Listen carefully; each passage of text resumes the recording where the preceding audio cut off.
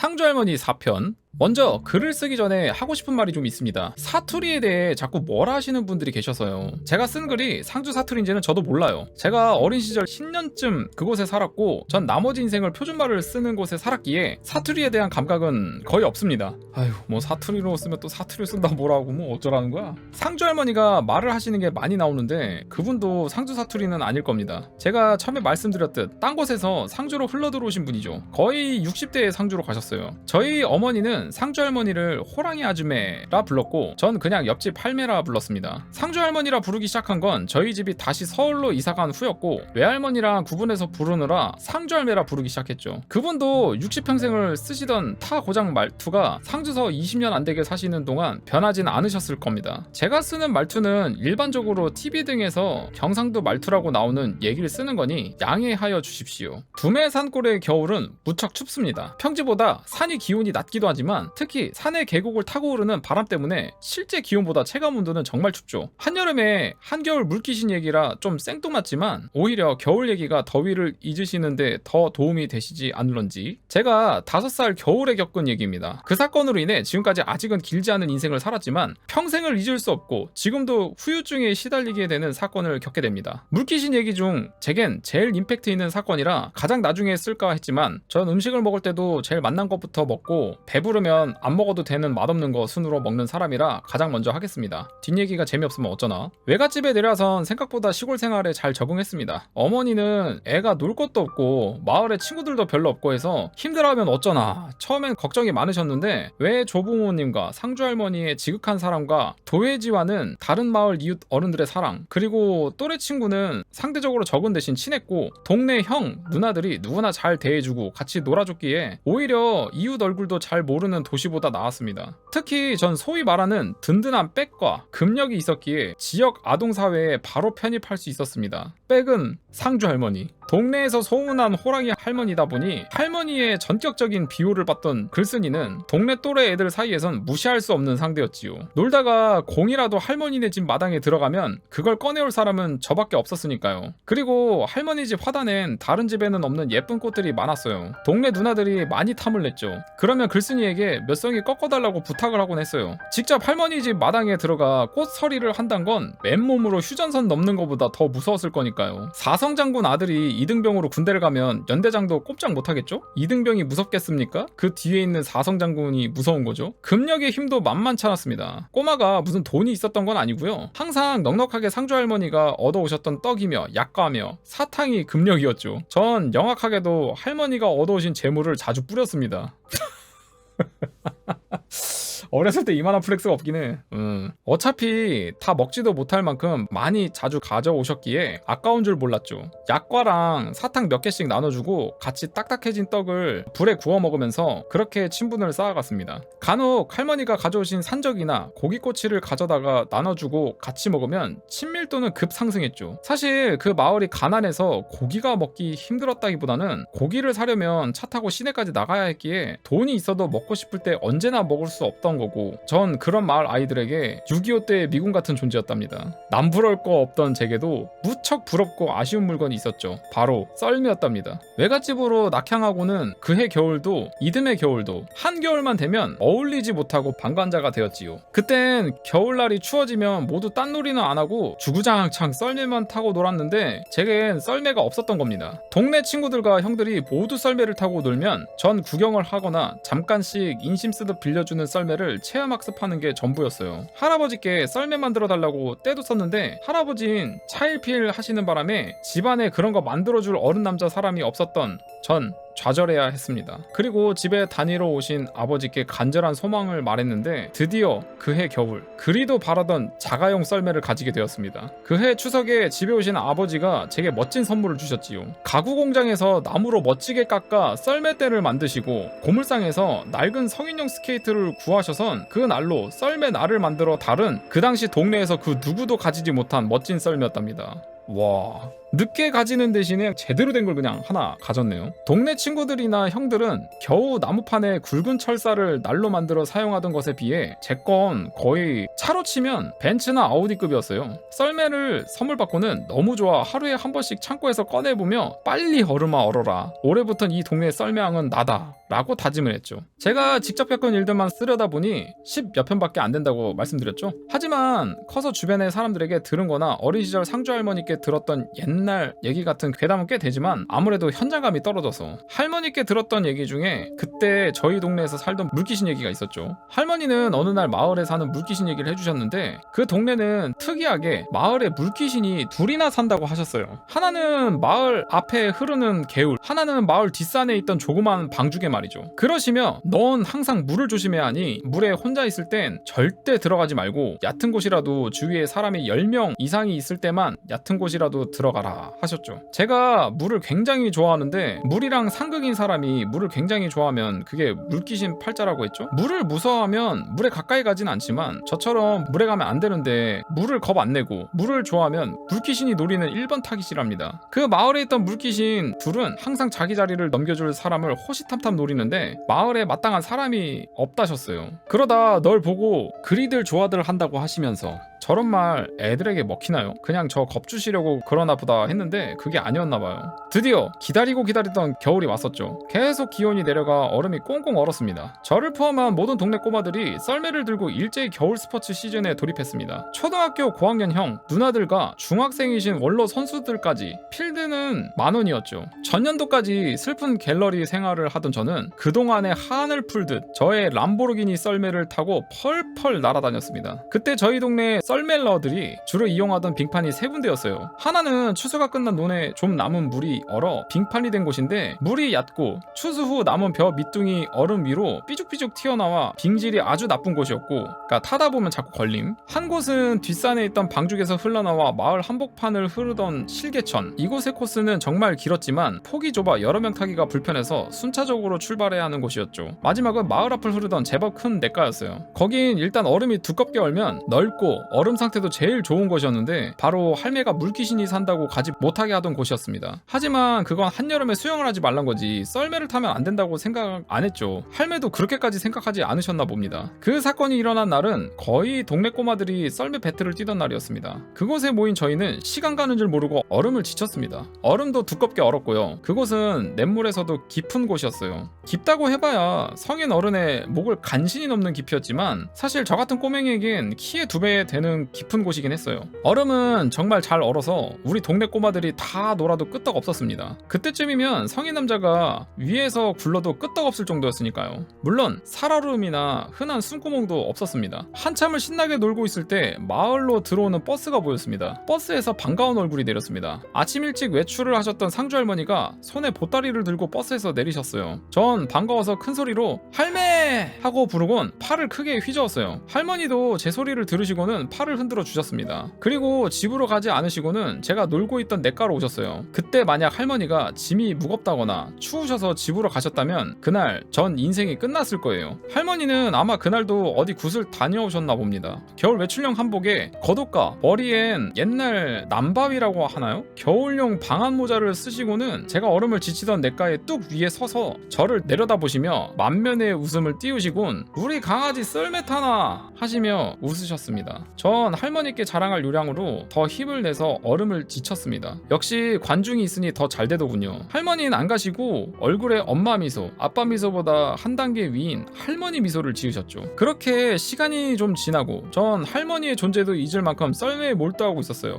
갑자기 글쓰나! 하는 째지는 다급한 소리가 들렸습니다. 고개를 돌려보니 할머니가 뚝 위에 보따리를 팽개치시곤 다급하게 제게 빨리 나오라고 손짓하시며 뛰어내려오시고 계셨습니다. 전 어안이 벙벙했지만 할머니가 부르시니 할머니께 갔습니다. 다행히 아무 일도 일어나지 않았습니다. 할머니 왜요? 하고 쳐다보는 저를 냉큼 위로 끄시더니 글쓰나! 인자 많이 놀았으니까 할미랑 집에 가자. 할미가 글쓴이 주려고 맛있는 고기랑 생선 많이 가져왔다. 우리 집에 가서 이거랑 밥 먹자 하시는 거였어요. 한참 필받던 중인데 말이죠. 그리고 그 고기 어차피 내가 다 먹을 건데요. 전 더 놀겠다고 떼를 썼습니다. 할머니는 더 놀고 싶어하는 저를 어쩌지 못하셨어요. 아마 제가 위험하다는 확신이 없으셨나 봐요. 그랬다면 저를 혼내서라도 데려가셨겠지요. 뭔가를 생각하시던 할머니는 그럼 조금만 더 놀고 가자고 하셨고, 전 그러마 하고 약속을 했죠. 그러시고는 할머니는 보따리에서 과자를 하나 꺼내주셨어요. 제가 제일 좋아하던 과자였는데 이름이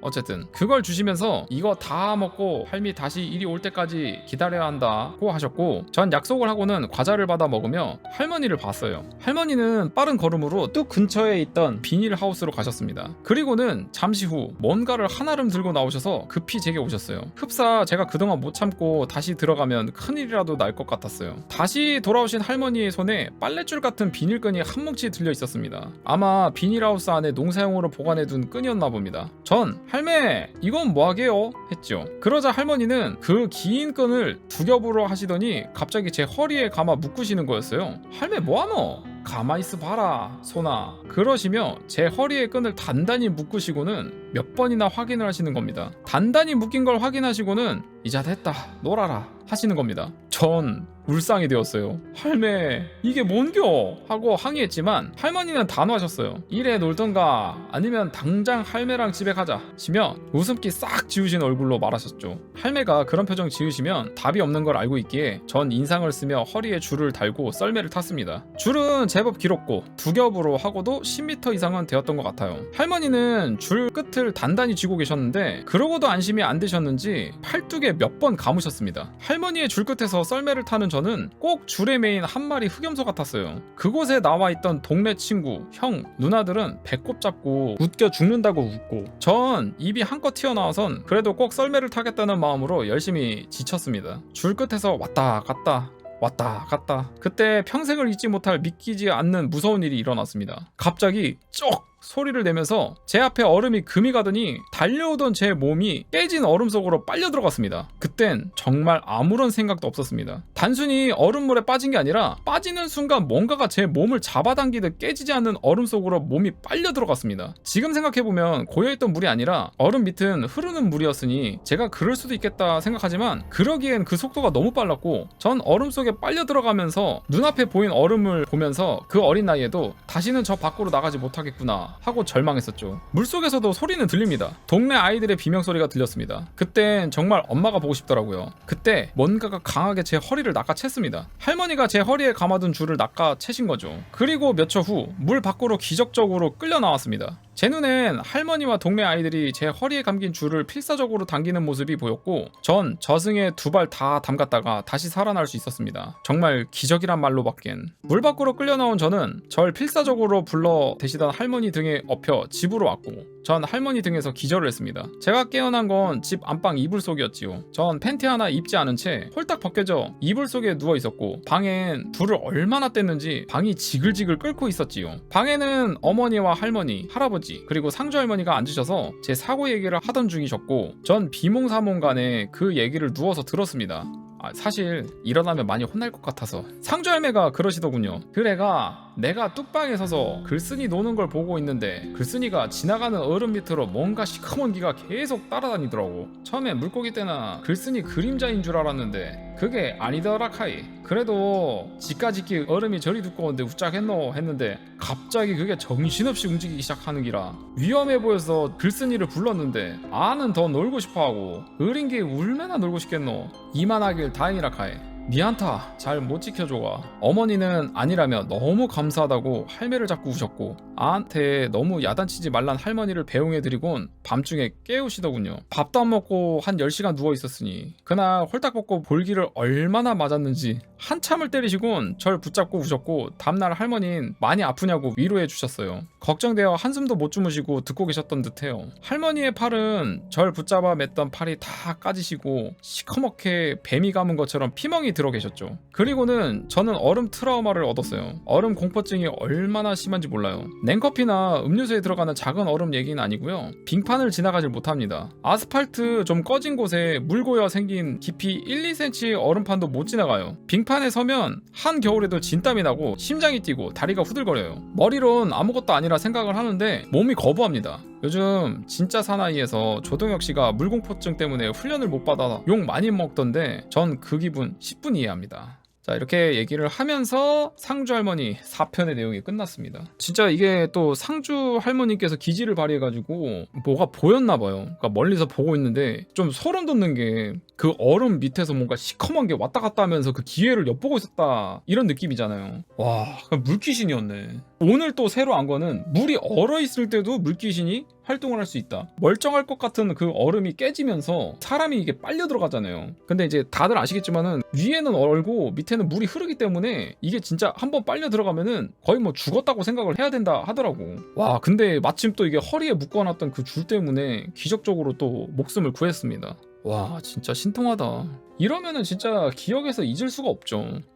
상주 할머니 5편. 저번 편에 이어서 이번 얘기도 그 냇가 물귀신 이야기입니다. 6살, 7살 때의 일입니다. 취약 전의 일이고 그해 두세 달 사이 물귀신에게 해코지 당할 뻔한 일이 2번 연속 일어납니다. 이번 얘기는 그 첫 번째 이야기입니다. 6월 정도였습니다. 때일은 초여름, 무더위가 기승을 부리던 어느 날 오후였죠. 그땐 마을에 좀 큰 형이나 누나들은 모두 학교에 갔었습니다. 우리 마을은 초, 중, 고생이 모두 통학을 하였는데 거의가 마을에서 출발하는 첫 버스를 타고 가야 했습니다. 첫 버스는 장날을 제외하고는 거의 통학 전용 버스이다시피 했죠. 첫 버스 놓치면 무조건 지각. 하루에 버스가 10편도 안 되었던 걸로 기억합니다. 형 누나들이 모두 학교를 가고 없던 동네 땅강아지들은 끼리끼리 모여 놀았습니다. 하지만 놀 종목을 정하기가 여간 어려운 게 아니었어요. 그때 동네에 미취학 아동들은 6명인가 되었었는데 남자가 좀 많았어요. 저흰 군대로 말하면 짬찌들이었죠. 언제나 형 누나들 뒤만 졸졸 따라다니면서 놀던 때라 우리가 뭔가를 스스로 정한다는 게 여간 어렵지 않았어요. 흔히 말하는 노예근성. 제가 상주 할매네 집에 가서 전 있는 거 데워달라 해서 먹을까? 했다가 애들이 놀라서 경기를 일으키는 바람에 겁장이들. 그러다 어렵게 의견 통일을 본 것이 동네 앞 냇가에서 고기를 잡는 것이었죠. 꿈도 야무지게 고기 많이 잡아서 집에서 라면 끓여달라고 해서 넣어 먹자는 의견에 모두들 좋아했고 즉시 깡통 하나 들고 그물을 가지고 냇가로 나섰습니다. 참, 지금 생각하면 어이가 없네요. 8살도 안 된 애기들 손에 잡힐 멍청한 고기가 어디 있다고. 냇가는 참 맑았습니다. 그리고 민물고기도 참 많았죠. 중학교 다니는 큰형들은 물안경 쓰고 작사를 들고 제일 깊은 곳에 들어가 큰 붕어도 찍어내고 메기도 찍어낼 만큼. 하지만 우린 거긴 금단의 영역이었고 그저 냇가 얕은 곳에서 그물로 막고는 우르르 고기를 몰아 잡는 방법밖에 없었어요. 하지만 그런 어리숙한 그물질에 잡힐 고기는 얘기했듯 한 마리도 없었고 우린 연신 빈 그물질만 하기 바빴죠. 한참을 지났지만 우리는 고기 깡통은 어쩌다 잡힌 눈먼 피라미 한 마리 외엔 더 이상 늘어날 줄 몰랐습니다. 우리가 고기를 잡을 수 있는 방법이 있기는 했지요. 그건 어항이라고 불리던 얇은 유리 항아리로 잡는 방법이었는데 이 어항이란 물건이 엄청 약해요. 아주 얇은 유리로 만들어진 거라 조금만 충격에도 깨지고 유리라 잘못하면 큰 부상을 입을 수도 있어 우리에겐 금기의 도구였죠. 몰래 가져다 쓰다 형들이나 어른들께 들키는 날엔 맞아 죽을 각오를 해야 했기에 누구도 용기를 낼 수 없었어요. 해보신 분은 아시겠지만 고기 잡는다고 물속에서 뛰어다니는 건 보기보다 굉장히 칼로리 소모가 많습니다. 저흰 금방 배가 고파졌고 전 할매네 냉장고를 털어오겠다고 스스로 자원을 했어요. 뜨거운 박수갈채를 받으며 할머니 댁으로 뛰어간 조아, 그러니까 글쓴이는 할머니를 찾았지만 할머니가 보이시지 않았어요. 분명 외출하신 건 아니셨는데 아마 텃밭에 가셨던 것 같아요. 전 의자를 가져다가 냉장고 앞에 놓고 밟고 올라서선 냉동실에 있던 떡이며 약과며 산적 등을 꺼내곤 냉장고 밑에 있던 과일도 몇 개 꺼내어 아이들에게 돌아갔어요. 환호를 받으며 돌아가서는 한 아이가 몰래 가지고 나온 성냥으로 마른 나무에 불을 붙이곤 냉동실에 있어서 딱딱해진 음식들을 구워서 나누어 먹었습니다. 역시 여럿이 나눠 같이 먹는 건 참 맛있죠? 그래서 요즘 먹방이 유행인가 봅니다. 혼자 먹으면 맛 없으니까. 잘 먹긴 했는데 문제가 생겼어요. 안 그래도 초여름 무척 더운 날이었는데 불까지 피우고 난리를 치다 보니 애들이 모두 땀투성이가 되었고 모두 더워서 헐떡였어요. 한 아이가 멱을 감자고 했어요. 모두들 홀딱 깨벗고는 물속에 뛰어들었고 저도 같이 뛰어들었죠. 꺼림직했지만 얕은 마을 쪽 가장 자리에서만 놀면 문제될 것이 없어 보였어요. 그렇게 시원한 냇물에 몸을 담그고 놀고 있는데 애들이 하나 둘 헤엄을 치기 시작했어요. 지금 생각하면 그저 어른들의 헤엄으로 몇 초면 건널 냇물이었지만 아이의 눈에 비친 냇물은 꽤 넓었어요. 그리고 반대편은 그 냇가에서도 가장 깊은 곳이었고요. 워낙 그 물에 익숙한 애들이라 스스럼 없이 수영을 해서 냇물을 건너갔죠. 전 그것만은 왠지 너무 꺼려졌어요. 할머니의 당부도 있었고 없었고요. 저 혼자 그냥 반대편에 계속 있었는데 몇 번 왔다 갔다 하던 애들이 아주 반대편 기슭에 있는 바위에 올라가 노는 겁니다. 졸지에 저 혼자 떨어진 왕따 아닌 왕따가 되었습니다. 친구들은 반대편에서 너도 빨리 건너오라곤 채근을 하였지만 선뜻 물에 들어가진 못했습니다. 헤엄은 막 배운 개헤엄이 어떤 동네 개들보다도 자신이 있었지만 그러다 용기를 내어 건너기 시작했습니다. 무서움보다는 혼자가 싫었던 거죠. 염려와는 다르게 무사히 건널 수 있었습니다. 용기와 자신감을 얻은 저는 할머니의 충고도 있고는 애들과 어울려 놀기 시작했고 계속 내를 헤엄쳐 횡단했죠. 그러다가 애들의 뒤를 따라 다시 냇물을 건널 때였습니다. 가장 수심이 깊은 곳쯤에 다다랐는데 바람이 휙 불면서 제 귀에 음산한 웃음소리가 들렸어요. 기분 나빴지만 아주 기뻐하는 듯한 웃음소리였죠.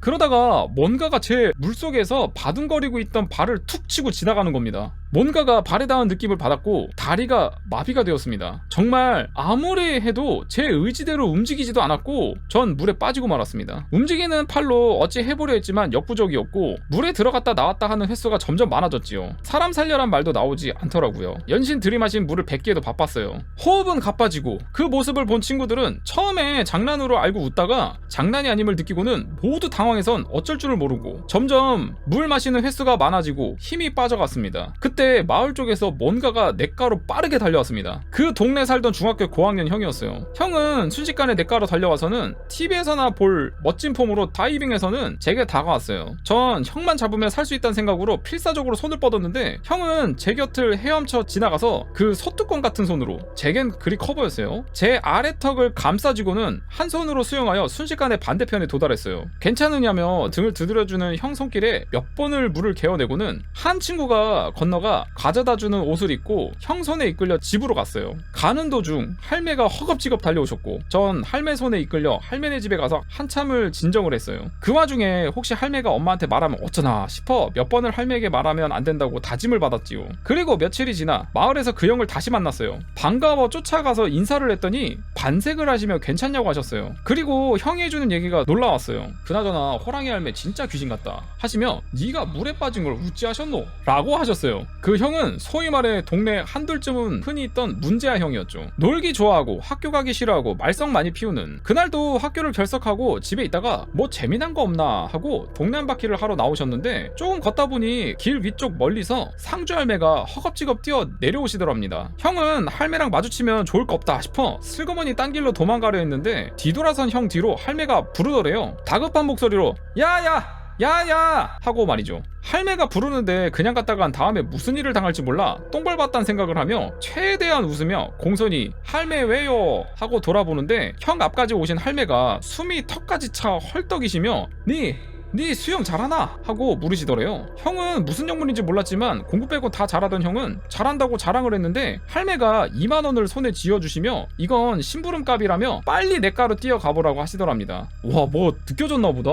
머뭇거리자 빨리 뛰라는 할매의 호통에 생각할 겨를도 없이 냇가로 달려갔다고 합니다. 형의 눈에 멀리서 우리들이 노는 모습이 보이고 왜 냇가로 가라셨노? 하고는 그냥 냇가로 달려갔는데 제가 냇물 중간에서 들락날락하기 시작하더래요. 순간 빠졌구나 하고 생각하신 형은 절 구하기 위해 물에 뛰어드신 거고 전 또 한 번 죽을 고비를 넘겼어요. 그 뒤로 그 형은 할매의 까방권을 획득하셨죠. 웬만한 말썽은 보셔도 그냥 못 본 척 눈 감아주시고 넘어가시고 한 번은 장날 할매랑 장에 갔다가 그 형님이 학교에 안 가시고 경제활동 하시는 현장을 우연히 목격했어요. 딱 봐도 형과 비슷한 말썽장이들 몇이서 약한 친구들 둘러싸고 불법 대출을 받는 현장이었죠. 삥 뜯는 거죠. 그런 거 있잖아요. 돈 좀 빌려줘. 없어? 뒤져서 나오면 10원에 한 대? 그런 거. 형은 할머니를 보고는 얼음이 되었어요. 저도 이젠 할머니가 공터에 널려있던 몽둥이를 들고 망나니 춤추듯 휘두르실 걸 예측했는데 할머니가 좋은 말로 타이르시더군요. 성질급한 할매가. 지금 네가 괴롭히는 저 아이가 나중에 네 인생에 어떤 중요한 사람이 될 줄 모르는 거라시며 사과하라고 하셨고 형은 할매 눈치를 보며 그 형에게 사과를 했습니다. 시간은 흘러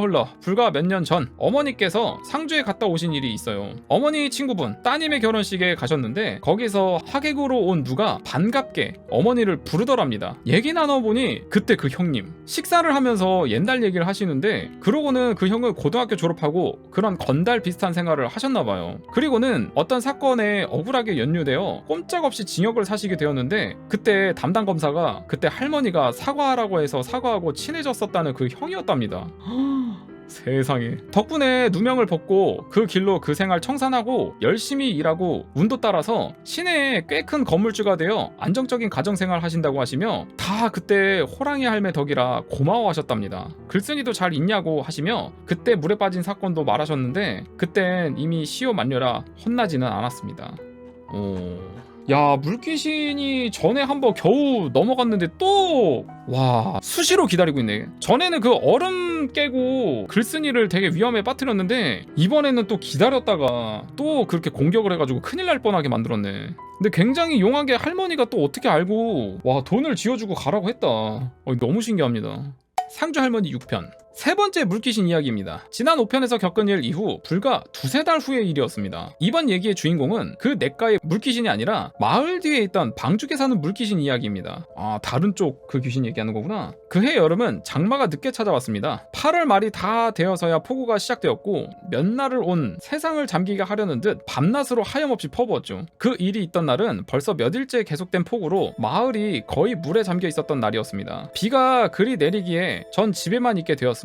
밖에 놀러 나가고 싶어 조미 쑤시던 참이었죠. 갈 때라고는 옆집 상주 할머니 집에 가서 놀다 오는 것 뿐이었어요. 그날도 집에 있기가 무료해진 저는 우산을 쓰고 할머니 댁에 가서 놀았습니다. 할머니는 그날따라 어딘가 안정이 안 되어 보이셨습니다. 저랑 얘기하다가도 자꾸 냇가 쪽을 바라보시고 뒷산 방죽 쪽도 바라보시곤 하였습니다. 6월달 익사할 뻔한 사고 이후론 더 이상의 냇가에서의 사고는 없었습니다. 그때 아주 시겁을 하고는 냇가엔 될 수 있으면 발도 담그지 않았습니다. 간혹 마을 사람들이 모두 모여 복날 간단한 잔치를 하는 등의 행사 때 이외엔 가지 않았습니다. 그런 날은 어머니, 할머니, 할아버지, 상주 할머니까지 옆에 계셨기에 안전한 날이었고요. 나중에 제가 초등학교에 입학하여 버스로 통학을 하게 된 후로는 정류장에 가려고 그 냇물 위에 놓인 시멘트 다리를 지나다니곤 했는데 간혹 지나가면서 다리 밑을 쳐다보고는 혀를 내밀고 용용 죽겠지를 한다거나 이거나 먹어라 하면서 집에서 집에 들고 나온 왕소금 한 주먹을 다리 밑에다 냅다 뿌려주곤 했어요. 복수하려고. 그리고는 더 이상의 냇가의 추억은 없는데 그해 여름 방죽의 추억이 새롭게 생긴 거죠. 거긴 평소에 하도 할매께 단단히 주의를 받아 얼씬도 안 하는 곳이었습니다. 마을의 농가 밭에 물을 대는 용도로 만들어진 오래된 작은 방죽인데 나름 깊다고 하더라고요. 제가 근 10년을 외갓집에 살면서 마을 바로 뒷산에 있는 거길 가본 건 단 한 번뿐이었어요. 그것도 아버지께서 내려오셔선 심심하다고 밤낚시를 가자고 해서 간 거였는데 해가 지기도 전에 귀신같이 하시곤 상주 할매가 오셔서 절 데리고 내려가셨어요. 안 간다고 아빠랑 있을 거라고 떼쓰고 우는데도 그냥 끌고 가시더군요. 자네도 너무 오래 있지 말고 내려오게 하시고요. 아버지도 밤 9시쯤 집에 오셨어요. 그냥 왠지 기분이 안 좋다고 하시면서. 그런 방죽 쪽을 유심히 보시는 할머니가 약간 무서웠습니다. 할매 와 그라노? 라고 불안해 물어보는 제게 아니다 라고 웃으며 말하셨는데 그러시다가 제게 그러시는 겁니다. 글쓰나 오늘 할매 옆에서 잘래? 하시더라고요. 제가 눈으로 왜요? 라고 질문했습니다. 잠시 후 할매는 아니다 집에 가자 하시면서 절 데리고 집에까지 함께 가주셨죠. 나중에 생각해보니 그냥 당신의 기분만으로 절 데리고 주무신단 걸 제게나 어머니, 외할머니께 설명하기 곤란하셨지 싶어요. 괜히 불안감 줄까봐. 절 집에 데려다 주신 할매는 화야! 어머니 끝했자 오늘 밤에는 글쓴이가 혹시 자다가 소변이 아니고 끙아가 마렵다 해도 밖에 변소에 보내지 말고 요강에 누가 해라. 절대 방 밖에 나가지 못하게 해라. 알겠나? 하셨습니다. 그리고 제게도 혹시 자다가 밖에서 이상한 소리가 나도 문 열면 안 된다고 주의를 주셨어요. 어머니도 뭐지? 하시는 표정이셨지만 할매가 이유 없이 그런 얘기 하시거나 할매 말을 들어 손해날 일은 없단 걸 잘 아시는 어머니는 알겠다고 하셨고 저도 알겠다고 말했어요. 그날은 할 일도 없고 TV도 치직거리고 이상하게 늘어지고 피곤해서 온 식구가 일찍 잠자리에 들었습니다. 밖엔 빗줄기가 더욱 거세어졌어요. 저희 방엔 맨 안쪽에 제가 자고 가운데 제 동생이 방문 쪽인 제일 가장 자리에선 저희 어머니가 주무셨어요. 전 자리에 눕자마자 곧 잠들었습니다. 그리고 그 이전에도 이후에도 한 번도 해보지 못한 이상한 경험을 하였습니다. 제가 상주 할머니를 따라다니면서 또는 곁에서 지켜보며 신기한 일도 정말 많고 귀신이 정말 있나 보다고 생각한 일도 정말 많았습니다만 제가 직접 귀신을 목격한 일은 제가 본 것이 진짜라면 그날이 유일할 겁니다. 전 지금도 공포영화 좋아하고 링 정도는 저 혼자 불 꺼놓고 과자 씹으며 봐줄 정도는 되고 와우 부럽네요. 밤길도 무서운 줄 모르고 잘 다니는 사람입니다. 하지만 그날 제게 일어난 일은 어떻게 보면 정상적인 범위 내의 상황이 아니었고 지금도 전 아마 제가 본 것이 할머니의 말씀대로 물귀신이었을 거라 믿고 있지요. 그렇게 일찍 잠들고는 자다가 깼습니다. 아마 자정이 좀 지난 때가 아니었나 생각합니다. 잠결에 12시를 치는 쾌종시계 소리를 들었거든요. 살짝 잠이 깨서는 요강의 소변을 보고 다시 잠자리에 누웠습니다. 밖엔 여전히 비가 세차게 내렸고 아무런 잡소리가 들리지 않는 고요한 밤에 정말 빗소리는 크게 들렸습니다. 막 다시 눈을 감고 잠들려는 순간 빗소리뿐인 방 밖에 딴소리가 섞여 들리기 시작했습니다.